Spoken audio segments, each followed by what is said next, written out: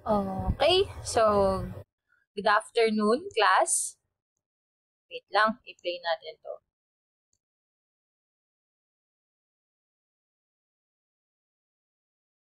Yun. Syempre, ang heart ng human rights education is Article 3, 1987 Philippine Constitution, no other than. So, favorite natin to i-question sa mga midterms natin, during recits. So, kailangan natin ito ipaliwanag ng mas himay na himay kasi nga 'di ba may motive is making criminal justice education easy for you. So may mga words kasi dito na medyo yun na mabigat. So kailangan nating himayin. Okay, by the way, I'm Denden Obra and I'm currently pursuing my master's in law in Philippine Law School in PCC and also PCCR, and I'm also certified security and a registered criminalist. Top notcher rather. Okay, so our core subject is human rights education. Let's begin. Oops. So, ang Article 3 of 1987 Constitution is consisting of 22 sections. So, magsimula tayo sa Section 1. Kasi ito naman yung pinaka-importante dyan, di ba? Yung Section 1 natin. And we're here to have a comprehensive and detailed explanation about Section 1. Sabi sa Section 1, walang sino mang tao ang dapat i-deprive ng kanyang buhay, kalayaan at ari-arian ng walang sapat o tamang proseso ng batas. At walang taong dapat i-deny sa equal protection of laws. Ano yun? So, on the explanation, sabi no person shall be deprived of life, liberty, and property. So, paliwanag natin isa-isa yon. The contention of the Philippine Constitution when it comes with life, hindi yan yung buhay. Hindi yan nakakahon sa ang tao ay may karapatang mabuhay. Hindi ganon. Ang ibig sabihin ng person has the right to life, ibig sabihin yung taong yon ay may karapatan sa kanyang kumpletong katawan, hindi sasaktan ng kahit na sino man, hindi basta-basta na lang sasaktan, and kailangan, dahil siya nga ay may karapatan sa kanyang buhay, kailangan ay magkaroon din siya ng mga faculties or mga karapatan na binigay ng Diyos para naman ma-enjoy niya yung buhay niya. That's the right to life. Diba? When it comes with liberty, kalayaan yun, di ba? Ibig sabihin, no, ang contention sa Constitution is that ang karapatang ito ay nag-i-exist sa karapatan nating maging malaya laban maging malaya sa ating personal restraint or sa paninildihan or pagiging served, magiging alipin ng kahit na sino o kaya naman ay pagtatrabahuin tayo ng walang bayad, right to contract, and syempre magkaroon tayo ng karapatan sa ating trabaho and other right, also right to labor. Kaya nga, di ba, part ng human rights education ang labor law, labor code, and etc. etc. When it comes with property, ibig sabihin nito ay kahit na ano na bagay ay meron tayong karapatan na magkaroon ng pag-aari, di ba? Pero it should be subject for contract. So may mga lugar kasi, may mga may mga bansa na wala kang karapatang magkaroon ng ari-arian. So, dito, napaka-expressly provided sa ating Constitution na we have the right to property. When we say due process of law, ito yung legal maxim na sinasabi na pinapakinggan muna tayo bago mag-desisyon ang ating batas o ang ating hustisya, and it also, nagbibigay lang siya ng judgment pagkatapos ng trial. So, yun ang ibig sabihin ng due process of law. So, let's go with our Article 3 pa rin tayo ha, kasi I am really wanted to explain Article 1, the Article 3 Section 1 of the Philippine Constitution na napaka-comprehensive. Kasi pag mas nagigets natin ng Article 1, dala-diretso na yun eh. Diba? Article 2, Article 3, and so on hanggang Article 22. So, ito yung pinaka-general. Let's go sa dalawang aspeto ng due process. Marami nagtatanong, Ma'am, ano po pinagkaiba ng procedural due process at sa substantive due process? It was so easy for us to just Google it. And then, later on, pag ginugol natin, parang hirap-hirap intindihin. Like what is been mentioned here in this slide. Sabi, pag sinabi ng procedural due process, the manner of or procedure which must be followed in the enforcement or application. Ito yung manner na may procedure na kung saan ay sinusundan para ma-enforce ang batas. Kaya nga siya procedural due process. While the substantive due process, ito yung ibig sabihin na yung batas na ina-apply, it should be valid and not arbitrary or hindi labag sa batas. Okay? So, ano yun, ma'am? Parang procedural, nasa procedure, pag substantive, kailangan valid. So, I have a comprehensive comparison with that. Punta tayo sa last slide. Wait lang. Oh my gosh, nag-white.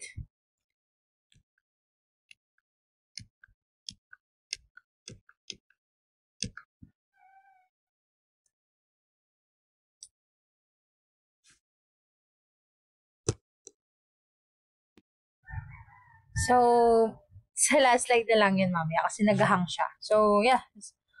Papaliwanag natin mamaya yung procedural due process and substantive due process. At ganon. Bakit parang naghahang yung slide? Ano ba nangyayari? So, kung yung due process kanina, it hears before it condemns, when it comes with equal protection of law, sinasabi dito na it means that all person or things similarly situated should be treated like both as the rights conferred and responsibilities imposed. Ay, wait, ano yun? Ang hirap naman mag-gets. Equal protection of laws, ibig sabihin doon, halimbawa, sa isang set or group ng persons, kung ano yung treatment na binigay sa kanila na, halimbawa, kunwari, member ako ng LGBT community, and then, yung pagprotekta sa member ng LGBT community binigay sa kanila should be treated to me na katulad ng kung ano yung treatment sa kanila. It means na kung ano man yung person na similarly situated, kailangan ang trato ay pare-pareho. Hindi pwede na hindi yung pwede na when it with the case of rape. Yung dating jurisprudence, o pas natin jurisprudence, ito yung mga cases na dinecided na ng Supreme Court before, is sa recent may jurisprudence when it comes to rape case na mas pinaburan yung biktima dahil considering the age and the vulnerability of the victim.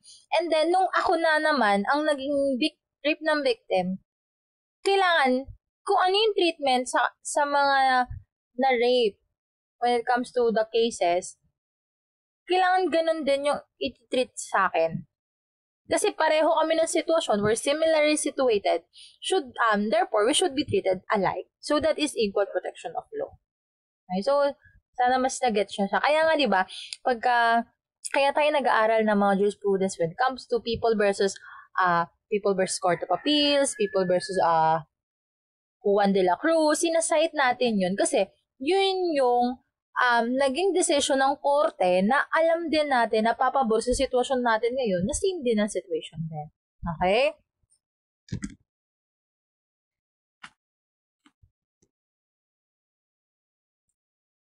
So, ito yung mga example natin. Sample case ng Article 3, Section 1, we have if A is a doctor who earns 35,000 a month and B as a teacher is earning 12,000 a month, if there will be taxes with the same amount of 800 pesos a month, is it just and fair? Does this observe equal protection of law? So, grabe, no? Hindi, question pa lang, hindi na, no? Ang sabi dito, kung ang isang doktor kumikita ng 35,000, just in teacher 12,000, bakit same sila ng tax na 800? Hindi na fair yon, di ba? Kasi dapat, your tax should be commensurate to your earnings.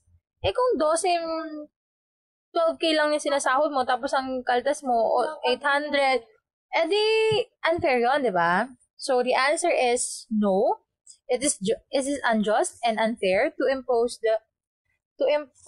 the same amount of tax to two different individuals who have been different monthly income. So, let's go. Next slide. So here comes different crimes against person under our revised penal code. We have the defaricide, we have murder, we have homicide, death caused in tumultuous affray, physical injuries inflicted in tumultuous affray, giving assistance to suicide, and discharge of firearms. So alam naman natin when in relation with parricide, there is a relationship. It's either nanay mo, tatay mo, anak mo, lolo mo, apo mo na pinatay mo, di ba? Murder is that pagpatay siya na present ng qualifying circumstance such as nilason mo, tinraidor mo, pinatay mo habang lumulubog ang barko o naman may lindol. And homicide, pagpatay, di ba? With intent, both them have the intention to kill. Okay? Hindi mo pwede sabihin, ay, homicide, walang intention to kill. Yung murder, meron kutos. Di ba? There have the both intention to kill. While this murder lang, there have a present certain of aggravating, qualifying circumstance that makes him qualified to become murder. Okay? And on death caused in tumultuous affray, ito na yung mga riot. Okay? Dahil sa riot, may namatay. That's tumultuous affray. Physical injuries inflicted in tumultuous affray, same scenario. Yung riot. Kasi pag sinabi mo tumultuous affray, syempre riot yan eh. Ang involved ay mga nasa 10 tao, 20 tao, ganyan. Giving assistance to suicide. Wala tayong batas na nagpaparusang o nagbabawal na or nagpe-penalize sa isang nagpapakamatay. Kasi hindi naman natin pwedeng ikulong o parusahan ng isang nagpakamatay dahil patay na siya, di ba? Pero kapag ikaw ay nagbigay ka ng assistance o tulong sa isang nagpapakamatay, you have the penalty, you have the crime already. O kaya, kunwari sabi sa'yo ng best friend, tulungan mo naman ako, hirap na ako sa buhay ko, gusto ko na magpakamatay. And then, sabi mo, okay best, gusto ko na rin matapos ang paghihirap mo. And then you give assistant, tumulong ka. No? Ikaw yung naghanda ng kutsilyo, ikaw nagtimpla ng gamot, so on and so forth. That's already crime. Discharge of firearms.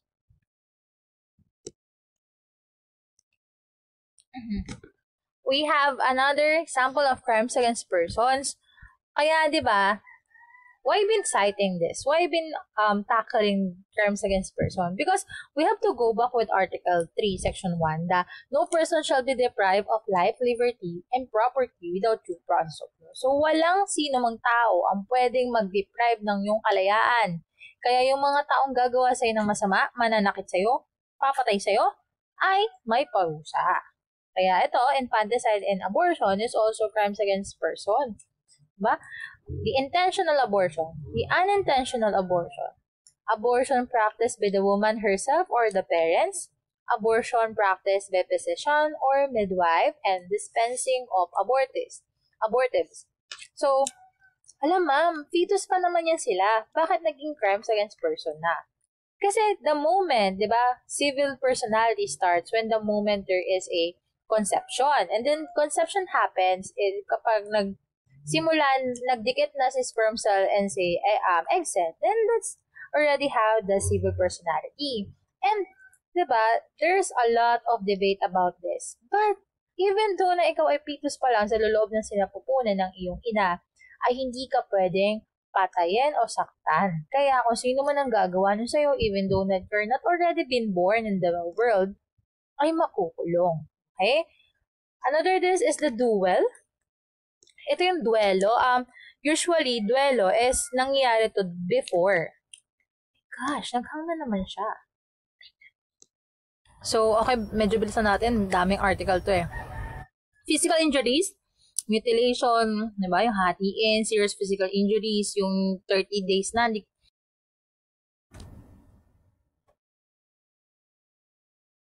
Okay, so let's go with murder. Paliwanag natin to.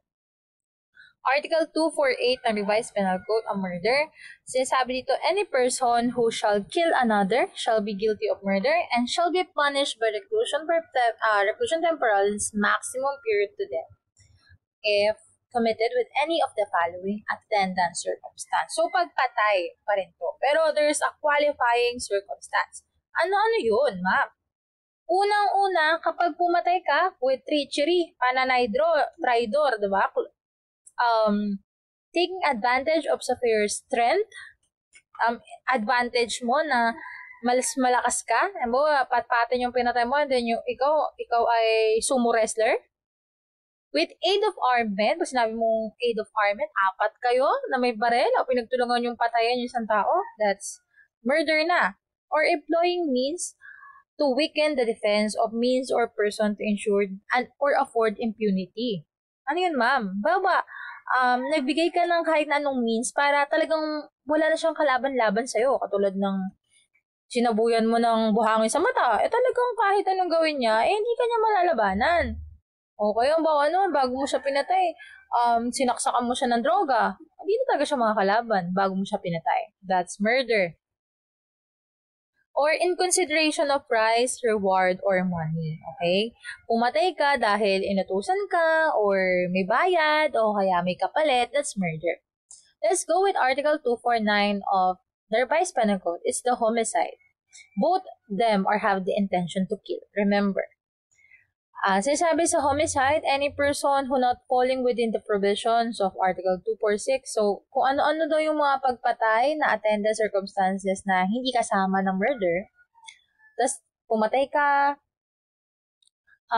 nang walang kahit na anong circumstance na sinabi kanina, ay guilty po ng homicide at papalusahan ng reclusion temporal.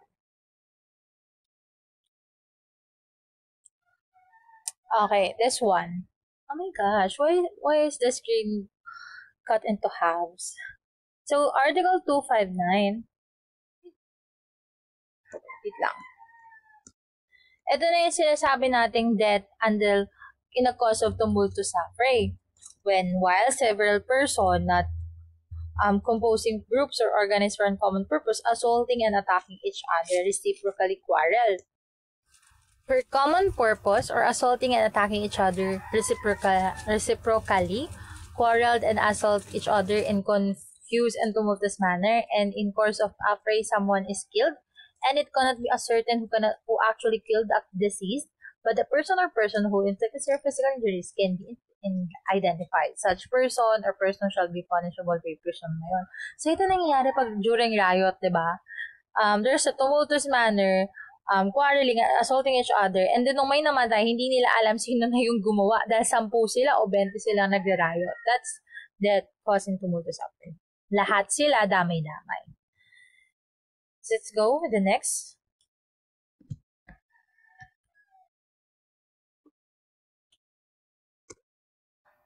So this one naman, riot pa rin, pero hindi naman namatay. Physical injuries lang. Okay? So when tumultuous affray is referred to it preceding article, only serious physical injuries are inflicted upon the participants thereof, and the person responsible thereof cannot be identified. All those who appear to have used violence upon the person of the offended party shall suffer the penalty next lower degree that provided for physical injuries so inflicted.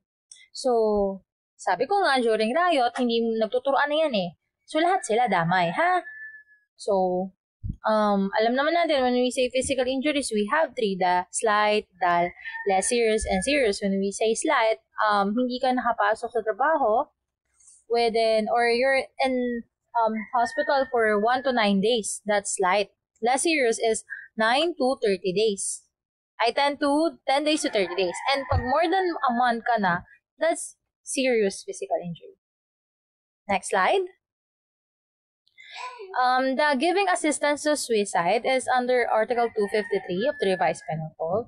Ang kahit na anong tao, kahit na sinong tao na nag-assist sa isang tao para mag-commit siya ng suicide or pagpapakamatay, ay mag-suffer sa penalty na prison mayor. If such person leads his assistant to another, the extent of doing the killing himself. she shall suffer the penalty of reclusion perpetemporal. However, if the suicide is not consummated, the penalty of arresto mayor in its medium and maximum shall be imposed. Grabe, English to the max. So, sinasabi dito, kahit na sinong tao ang nag-assist sa isang tao na magpakamatay, ay may penalty na prisyon mayor. So, kung ang taong ito ay yung kanyang tulong na ginawa ay yung parang ina-extend na siya na yung pumatay, no? So, ang penalty niya ay mas mataas, reclusion temporal.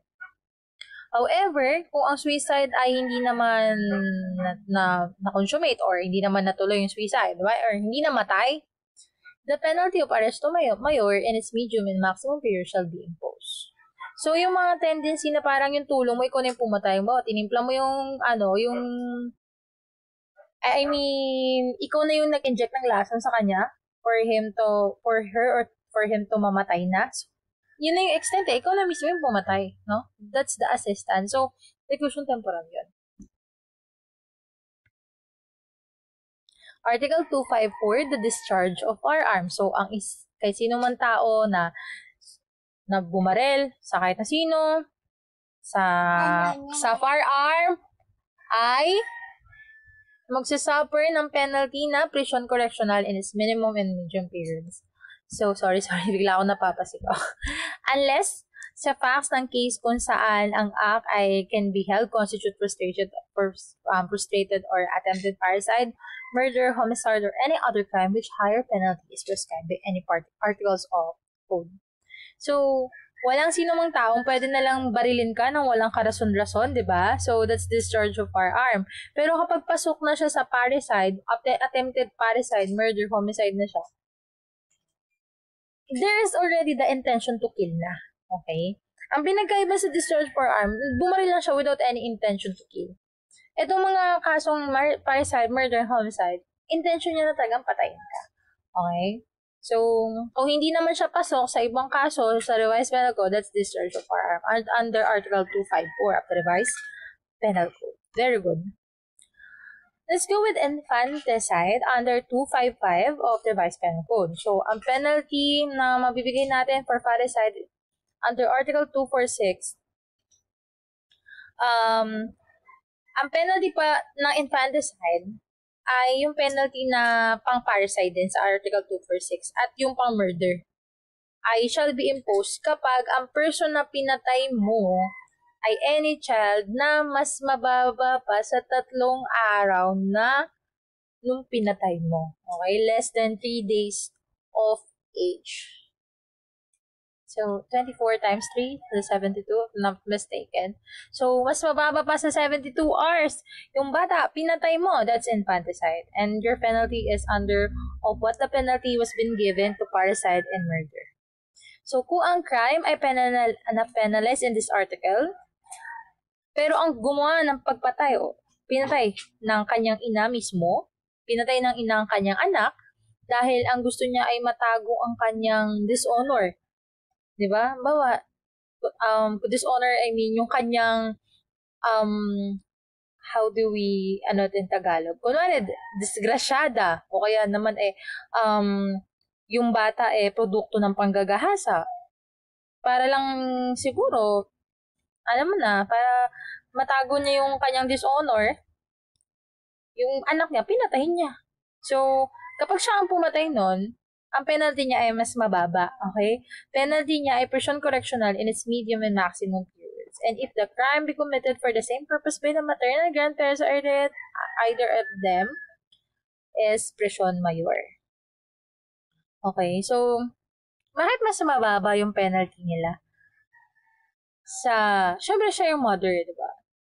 Kung, for me and my insight, mas, kasi, that will haunt for the mother for the rest of her life.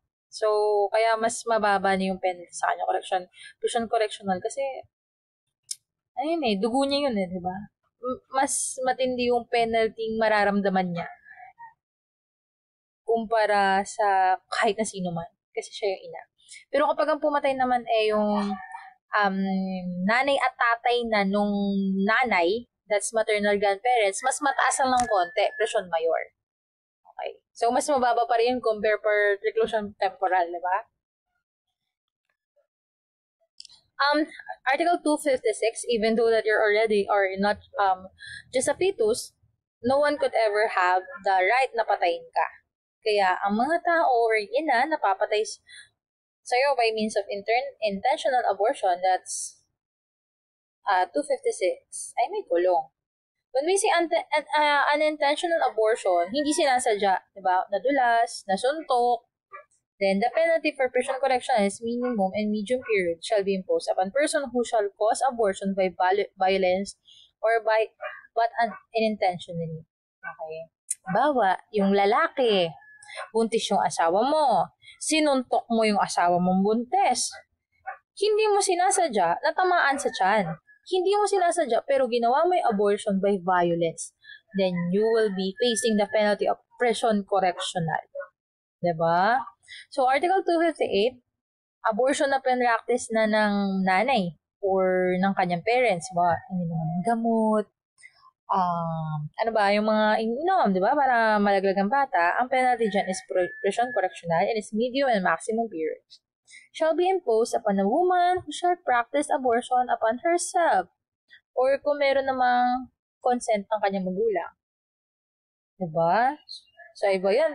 Legal yan, no? Pero sa atin, dahil tayo ay kumikilala ng karapatan ng mga tao, even though na you're not yet born in the world, makukulong sila. So, abortion by practice of physician, pag doktor na ang gumawa, kaya hindi pinapractice sa Philippines yan, or kung ginagawa mo nila, tinatago nila talaga. Kasi, may penalty dyan, diba? Itong doktor na to, o with midwife na gumawa ng paglaglag by using of scientific knowledge or skill, ay makukulong, ba? And 257, unintentional abortion, the penalty of correctional prison correctional is minimum and medium period shall be imposed upon any person shall cause abortion by violence or unintentional. When kapag magulang naman, ang penalty ay prison correctional is medium and maximum period shall be imposed. Tapos na ba? Kala ko tapos.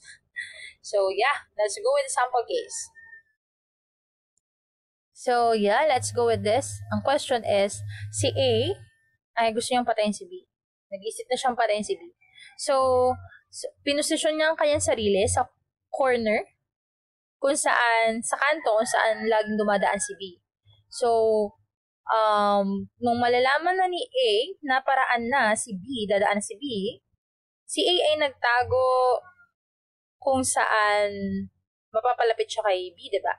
So, bigla na lang, hinampas niya ng kahoy sa batok si B na pumatay sa kanya. Pumatay kay B. Pero, nagkataon pala na ang hinampas ni A ay hindi si B, kundi ang kanyang sariling ama.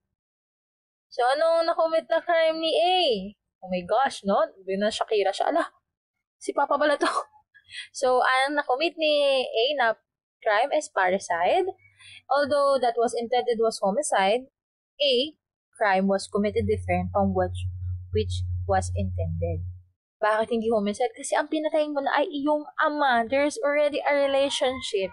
So, that's parricide.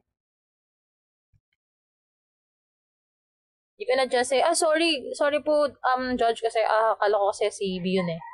Di ba pwedeng ma-homicide? No. You already killed your father, that's parricide.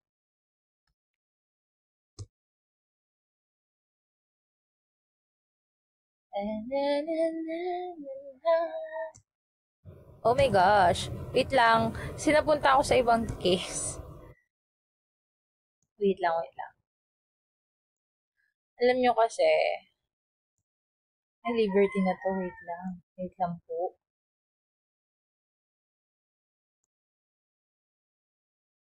And slavery, exploitation, child labor, no? Dami natin dyan case na yan.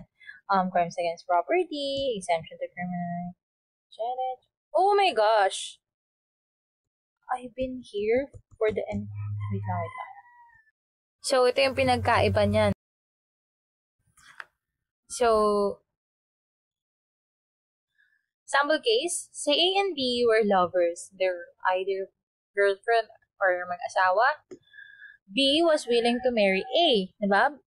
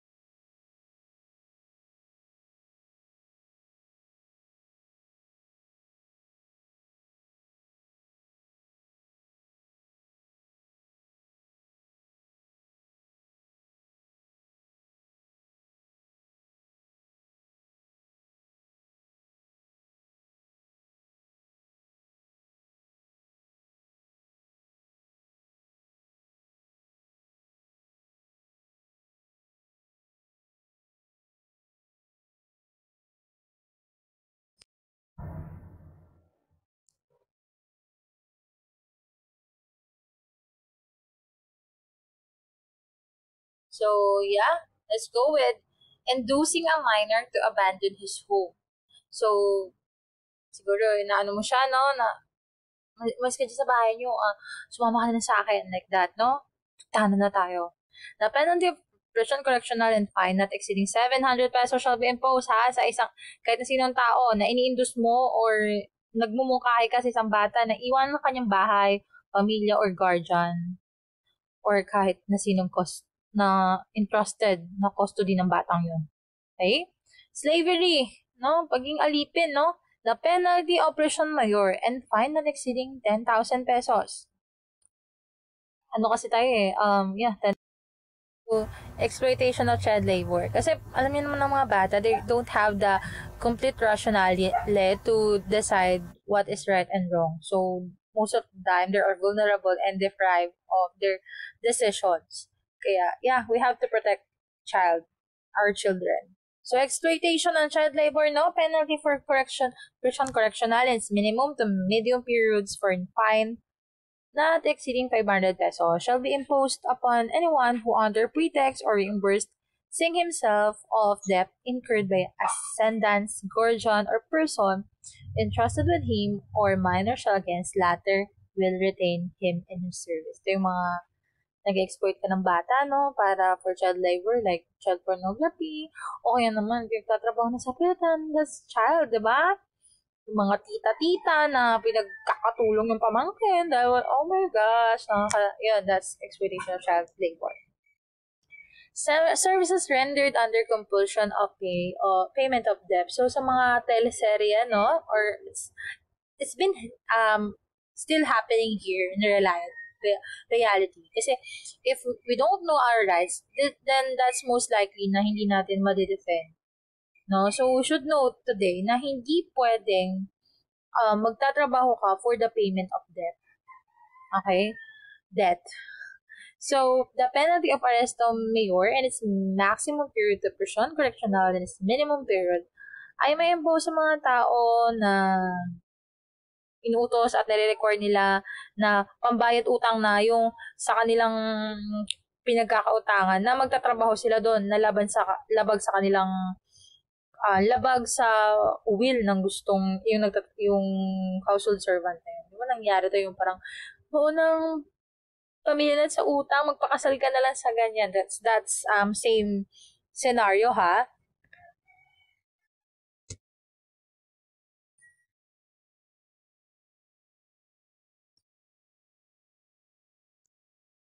So, yay! Tapos na tayo nasa last part na tayo kasi no person shall be deprived of life. Pinaliwag natin ng life, mga krimen laban sa life, property, pinaliwag natin ng property, mga krimen laban sa yung property. And let's go for the last thing, the property.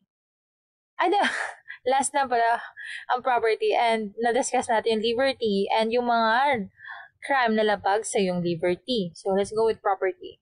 So, una, robbery. Kalawa, brigandage, theft, usurpation, or occupation of real property, of usurpation of real rights and property, altering boundaries or landmarks, culpable insolvency, swindling, chattel mortgage, or removal, sale, or pledge of mortgage property. So, yeah. Dalawa natin tayo sa isa. Let's go!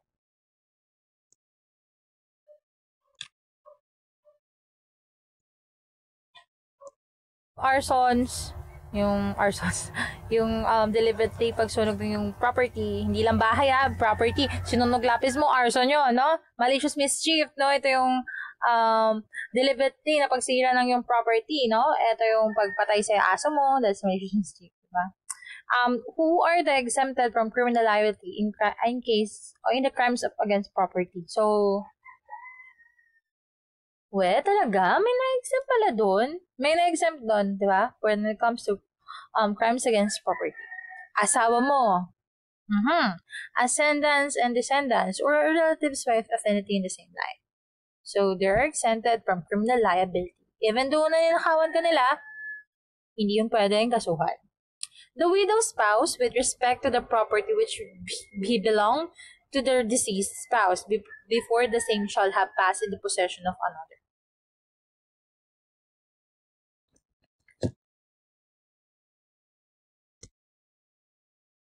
exemption, hindi criminal liability pa rin, ng crimes against property, your sisters, your brother, your brother-in-law, and sister-in-law if living together.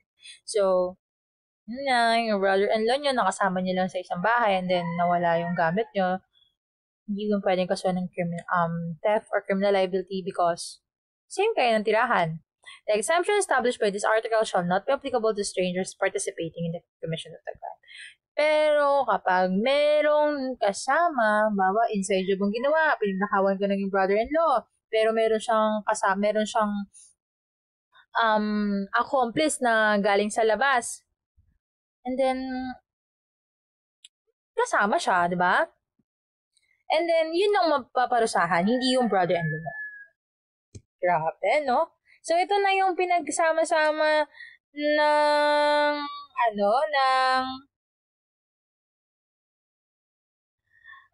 ito na yung pinagkaiba ng procedural due process and na,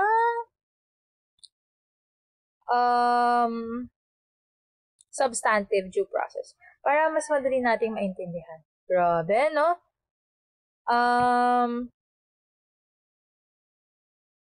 Let's go with para din na kayo malito. Pag procedural due process, focus siya sa legal procedures na kinoconduct, yung pagkasunod-sunod kung ano yung proseso. And ensure fairness in the legal system.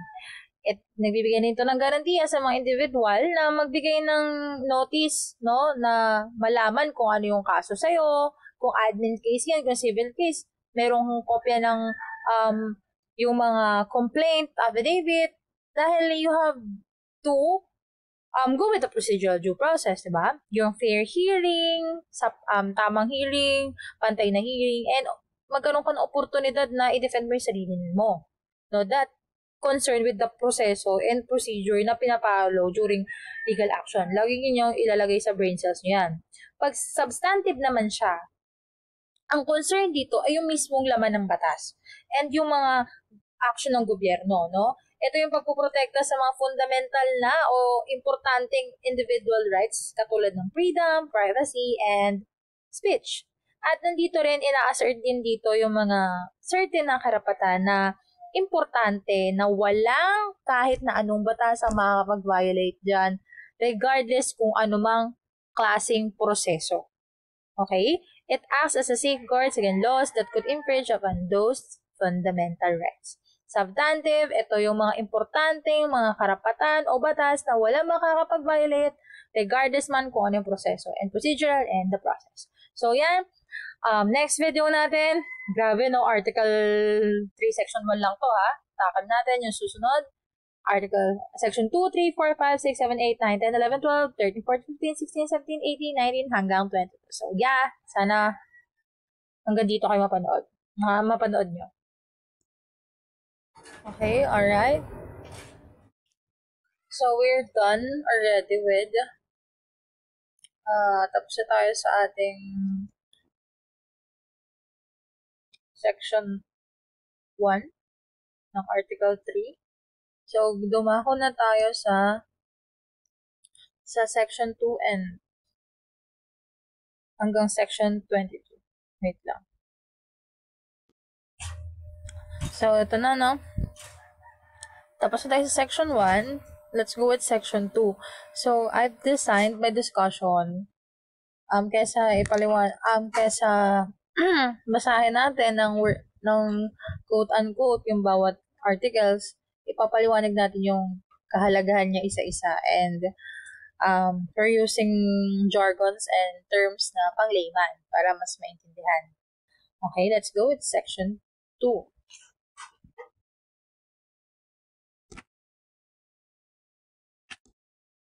Section 2 says that the right of the people to be secured in their persons, houses, papers, and effects against unreasonable searches and seizure of whatever nature of any purpose shall inviolable. So, ang ibig sabihin lang nito is hindi pwedeng i-search ng kahit na sino mang law enforcement agencies or authorities ang bahay ng isang tao, kanyang ari-arian, nang walang warrant of arrest o probable cause, di ba? At dapat kapag kinuha nila to, na when we say search, di ba nag-search? When we say seizure, there's a confiscation already. Pero dapat, yung confiscation na yon na kinuha nila against the will of the homeowner ay considered na inadmissible sa korte or hindi tatanggapin bilang ebidensya. Diba? I also said din nung ating previous lecture na lahat ng lahat ng ebidensya na kukunin ng isang law enforcement authorities ay kailangan expressly and impliedly provided sa warrant sa search warrant. Kung ano lang nakalagay sa search warrant, yun lang yung kukunin mo, 'di ba? Kapag wala din sa search warrant, hindi mo pwedeng kunin. Kung ang nakalagay sa search warrant na kukunin mo ay barel na ganito ang make or ganito ang klase, hindi ka kukuha ng iba pang bagay katulad ng kung ano ding kung ano ding katulad ng kukuha ka ng jewelry or pera or unless there's always exception to the rule, di ba? Kapag illegal siya. Katulad ng marijuana, droga, you have already see it in a plain view. Kaya consider na yun nakasama na sa confiscation. Okay, so let's go with next section 3.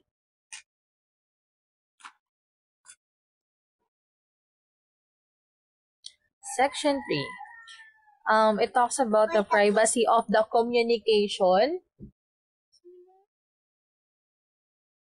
It talks about the privacy of communication. The privacy of communication and correspondence shall be inviolable except upon lawful order of the court or when the public safety or order requires it otherwise, as prescribed by the law. Second paragraph. Any evidence obtained in a violation of this preceding section shall be inadmissible for any purpose in any proceeding. So, ganito na. You have your privacy to your communication. Your messages in messenger, chat, ng jowa mo or friend mo, you have your sole karapatan doon, di ba? Right for that messages. Hindi yan pwedeng tingnan or hindi yan pwedeng pasukin or basahin ng kahit na sino, kahit na magulang mo, di ba? Kahit na pamilya mo. Kasi, unless there is already a napagpayag, your consent. Ikaw mismo yung nagbigay na basahin mo. Okay? And, maliban na lang kapag mismo in-order ng court na tingnan yung messages mo o kaya naman, ang kapalit ng pagtingin sa mga messages mo or sulat mo ay kaligtasan na ng nakakarami. Katulad na lang ng, kunwari, nakipagrelasyon ka sa bandido o sa mga terorista, di ba? Oo, you have your love letters, you have already your privacy, right to privacy, but kung ang kaligtas nakalagay doon sa love letter is kung ano yung bubombahin nila, ano susakupin nila sa susunod na araw, kung ang kapalitan yun ay public safety, then there's no violation of right to privacy at all. Okay? So, in second paragraph, lahat ng ebidensya ang kinuha in violation with this, your right to privacy, ay, syempre, hindi tatanggapin sa korte. Ops, class. But there is always an exception to the general rule. Provided, yung screenshots, we have screenshots, diba? Screenshots na messenger or chats, sa messages, text. In general rule, hindi yan pwedeng kunin or gamitin labang ebidensya laban sa'yo unless, diba? There is always a exemption. Kapag yung screenshot na yan or messages na yan ay pinakita ng isang private individual at hindi ng isang government agencies. Kunwari, dun sa messages, katulad dun na nangyari na case, it's a live case in jurisprudence in the Philippines wherein nakipagrelasyon itong matanda sa isang bata and itong relasyon nila is ginagamit, ine-exploit yung bata for child pornography. Okay, di ba yung mga hubad na larawan, ganyan. So, dahil nga magjowa sila, nagsisense ng ganyan, so and so forth. And then, yung screenshot na yon ng convo nila, ginamit ng magulang nung babae para kasuhan yung lalaki. But, ang contention ng lalaki is that bakit bakit hindi pwede sa akin gamitin laban niya sa dahil labag yan sa right to privacy ko. But, sinabi ng Supreme Court, di ba, as long as this is been presented by private individual and kaya naman din nabuksan yung messenger nung lalaki is that binigay niya yung password niya dun sa babaeng karelasyon niya, di ba? your your right to privacy has already been waived to that. Kasi yung isipin mo, password mo, binibigay mo sa iba. So, you already have the presumption na pwedeng buksan yung messenger mo at any time, at any day. Kasi binigay mo yung kaya nga nabuksan, kaya nga nabasa nung nanay at nakapagsampa ng kaso. Okay? And, syempre, it's child pornography, di ba? So, it's one of the reason na naka-affect yun. Kaya, katulad nga ng sinasabi ko sa mga previous class natin, yung kaso yung may binaril na police, diba? Ay, binaril na mag-ina yung police, diba? Si Joel Amorosa. Joel din yun, diba? And then, yung video, na-videohan yun, diba doon, na binaril ng police yung mag-ina.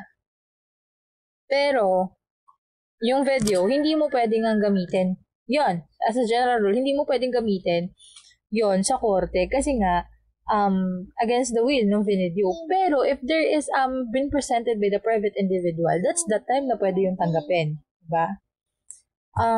Yeah, let's go with the section, example for section 3. Pinoprotektahan tayo sa privacy natin sa phone calls, emails, and letters at ang kahit na sinong gobyerno or otoridad ay hindi pwedeng mag-intercept sa communications natin without proper legal authorization. So, lahat ng ebidensyang illegal na nakuha via wiretapping or illegal without your consent ay hindi gagamiting ebidensya laban sa'yo. So, that's the general rule. Let's go with the section 4. Walang no law shall be passed abridging the freedom of speech, of expression, or of the press, or the right of the people peaceably to assemble a petition the government for redress or grievances. Okay, so walang kahit na anumang batas ang pwedeng ipasa ng gobyerno para hindi mo magawa ang yung freedom of speech and expression at hindi ang mga tao ay pwedeng magprotesta or magawa ng assemble and petition sa mapayapang paraan para lang ma-address nila yung grievances nila sa government. So, what this section 4 talks about, you can post your ideas and feelings in social media.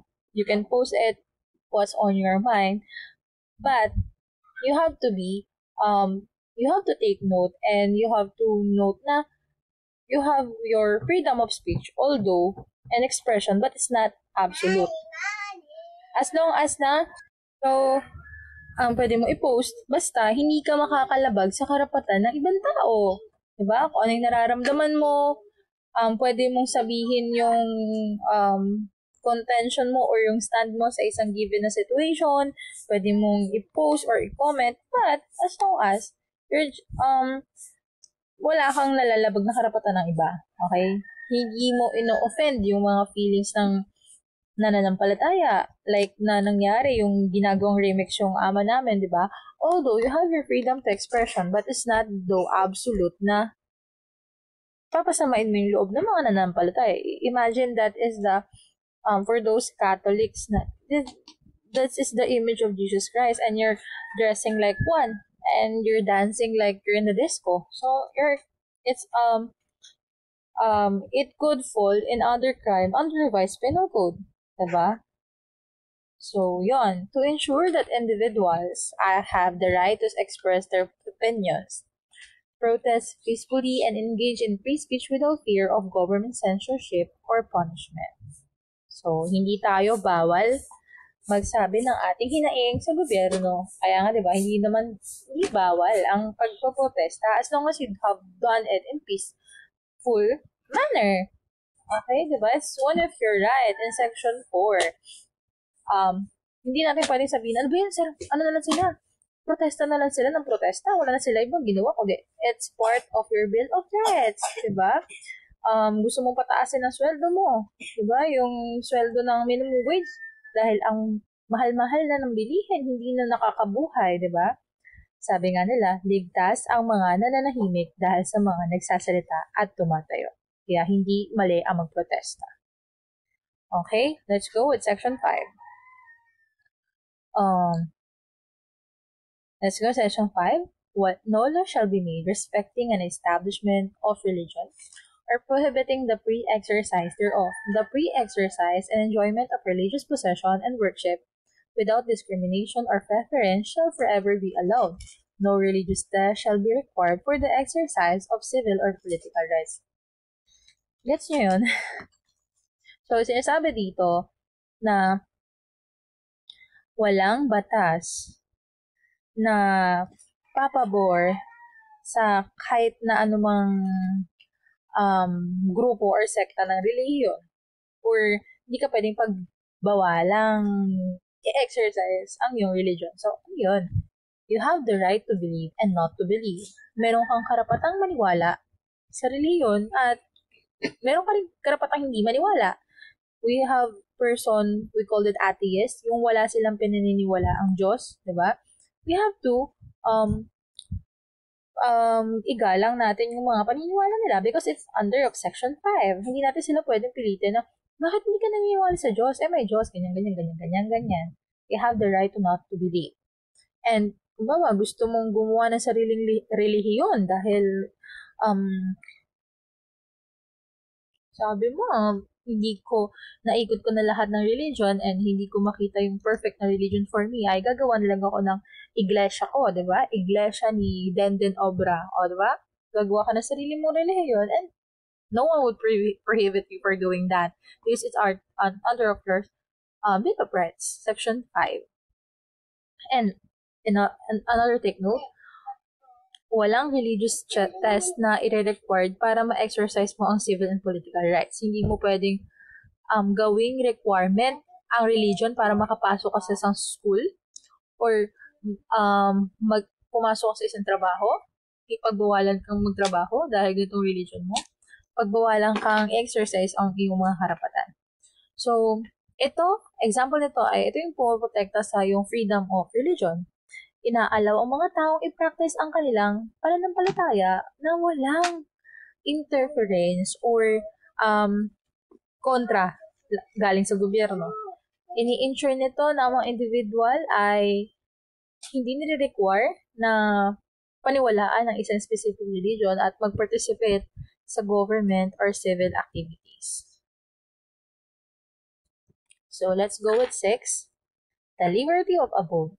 Your liberty for abode and changing the same within the limits prescribed by the law shall not be impaired, except upon lawful order of the court.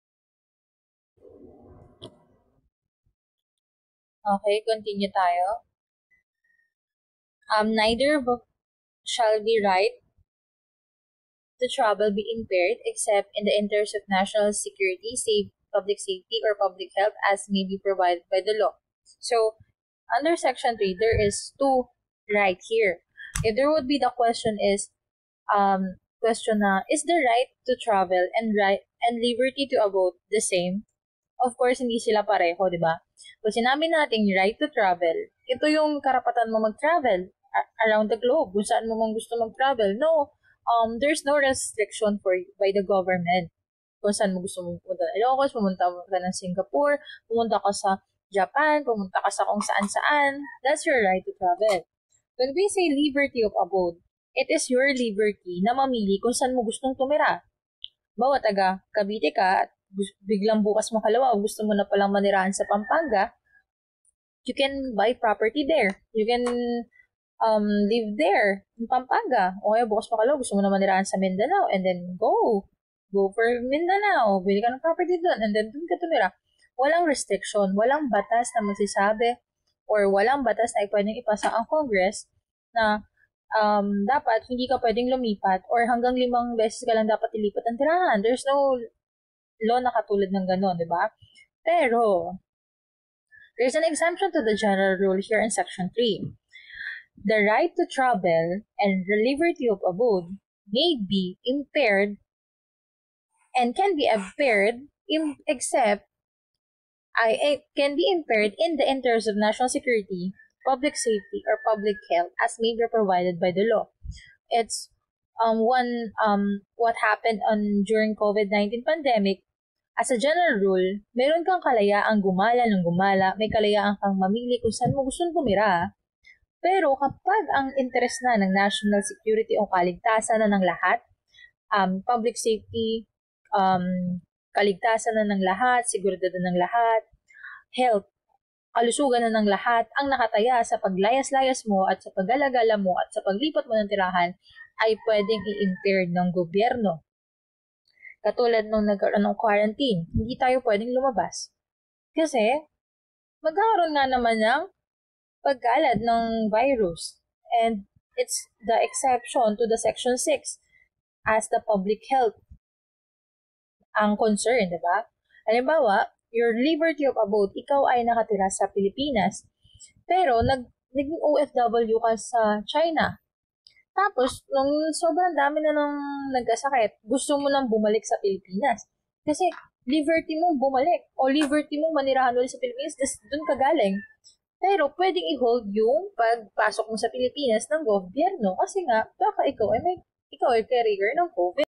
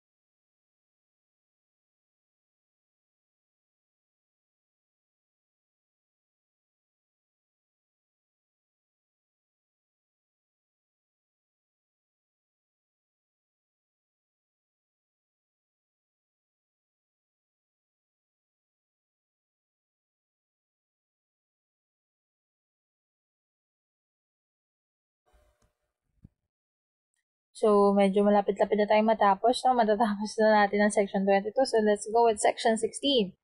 The right to a speedy disposition of the case, diba? Ang isang tao na na-charge ng crime should have been their cases resolved within a reasonable time frame, preventing undue delays in legal process.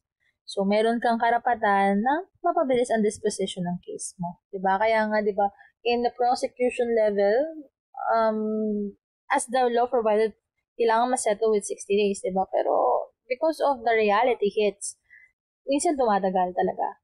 Not minsan, pero usually tumatagal.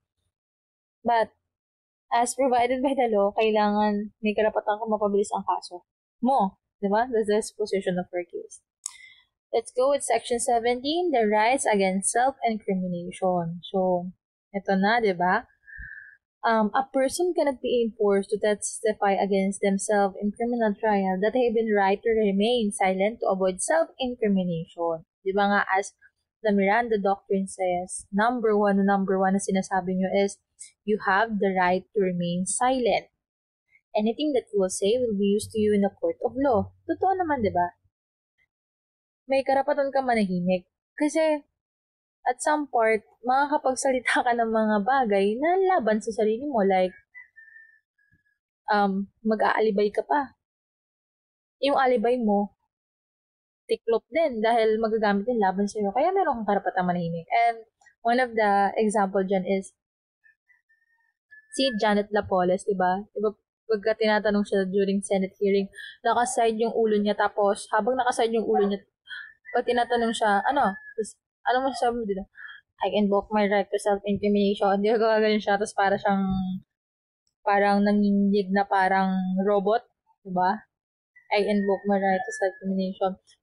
Pag may question, yung Senate or yung trial board,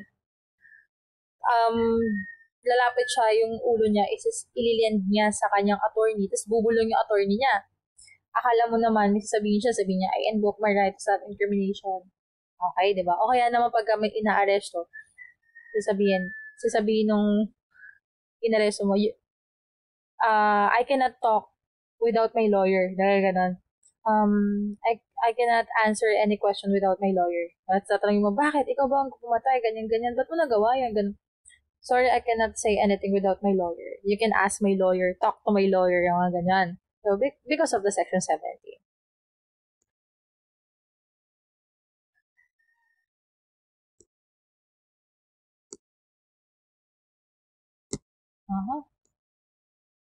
Section 17, let's go with section...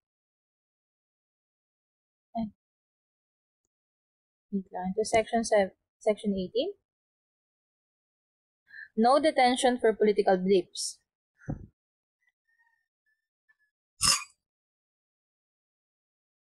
So, ang isang bata ay hindi pwedeng arestuhin o ikulong dahil lang sa kanyang paniniwalang political or affiliation. Ang mga detention na binase sa legal grounds, detention must be based on legal grounds related to the criminal activities. Okay? So, kung ikaw ay may pininiwala, fanatism ka ng political or and din gulo ka, nagwala ka, nanakit ka, yun yung reason ba't ka aarestuhin doon sa panggugulo mo o pagwawala. Hindi dahil sa paniniwala mo sa political mo, liberal ka, nasyonalista ka.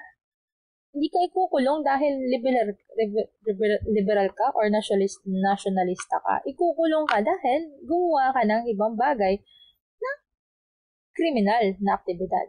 So, yun. Walang ikukulong base sa yung paniniwalang political. Section 19, Protection Against Cruel and Inhuman Punishment. Hindi ka dapat parusahan ng hindi makatao, di ba? At sobrang malabis na punishment. The use of cruel and inhumane punishment, such as physical torture or degrading treatment against prisoner, is strictly prohibited. May kulong dyan, for the law enforcers. Let's go with 20. No imprisonment for debt. A person who owns a debt such as loan or unpaid bills cannot be imprisoned for their failure to pay the debt. Debtors, prisons, or prohibited. No, yung parang sabihin, ang laki-laki na ng utang mo, 1,000,000 na, ikukulong na kita. No? Walang ganon. Walang makukulong dahil sa utang. Kaya siguro madaming palautang kasi hindi naman ako makukulong dyan di ba ganon?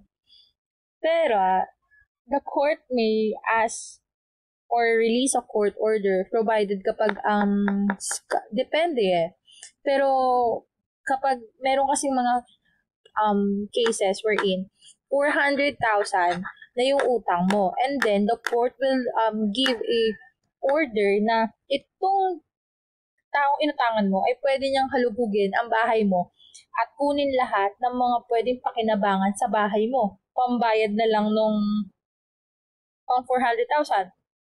Mali, mayroon kang kotse na 200,000. Kunin yun. Pwede yun. TV, ref, na pwede magpakinabangan kapalit ng inutang mo. Pero as the imprisonment, walang nakukulong sa utang. Kaya go. Kaya malakas ang loob na. Let's go with 21. Protection against double jeopardy. So, if the person is acquitted or convicted for a crime, they cannot be tried again for the same offense, preventing multiple prosecution of the same wrongdoing. Ano yun, di ba? So, I will going to explain this in a way na madaling maintindihan. Kunwari ikaw, kunwari na lang si Ben ay nagnakaw umano ng mamahaling jewelry sa kanyang pinagtatrabahong amo. And then, kinasuhan ng theft. During the trial, walang ebidensya na nagnakaw talaga si Ben, kaya na-acquit siya. So, when we say acquitted, napalaya. Pero there already been the trial. Thus, afterwards, after 6 months, ay may lumabas na bagong ebidensya na talagang it's either video or picture na nagsasabi na nagnakaw talaga si Ben. And then, pwede pa ba yun ulit, ma'am, na masampahan ng kaso si Ben sa korte for another crime pa rin ng theft? Kasi may bago ng ebidensyang nakita. So, the answer is no, ha? Kasi he already been acquitted of the same charge. As the Section 1 provided, na hindi pwedeng mag-double jeopardy si Ben kasi he already been tried and under the trial, na-acquit na. So, bakit sasampahan ulit ng kaso na same? Diba? So, hindi na yun pwede. The last one is the Section 22, the ex post facto laws and the protection against unreasonable searches and seizure. A law passed today cannot make an act committed in the past a crime retroactively. Also, law enforcement authorities must obtain a search warrant based on a probable cause before searching a person's property, ensuring the privacy and preventing the arbitrary searches. Ito na. Ang example nito, hindi pwedeng magpasa ng ex post facto laws, ha? Kasi, ngayon, may pinasang batas na bawal ng gabihin bawal na ang bata sa labas ng 2 a.m. hanggang 4 a.m. ng madaling araw. So, curfew. And then, ngayon lang yung pinasa. Bawal lang yung 2 a.m. hanggang 3 a.m. Pero, ikaw kahapon, nahuli ka ng barangay na nasa labas ka pa, bata ka pa, minor de edad ka ng 2:00. Ang tanong, pwede po ba ma-apply sa akin yung pinasa na batas ngayon, pero ginawa ko yung krimen kahapon? Then, the answer is no, ha? Kailangan i-apply sa'yo yung ano man yung law na applicable nung during the time na ginawa mo yung krimen, hindi yung ngayon. So, that is the ex post facto laws. So, thank you so much. I do hope na naintindihan nyo. So, yeah.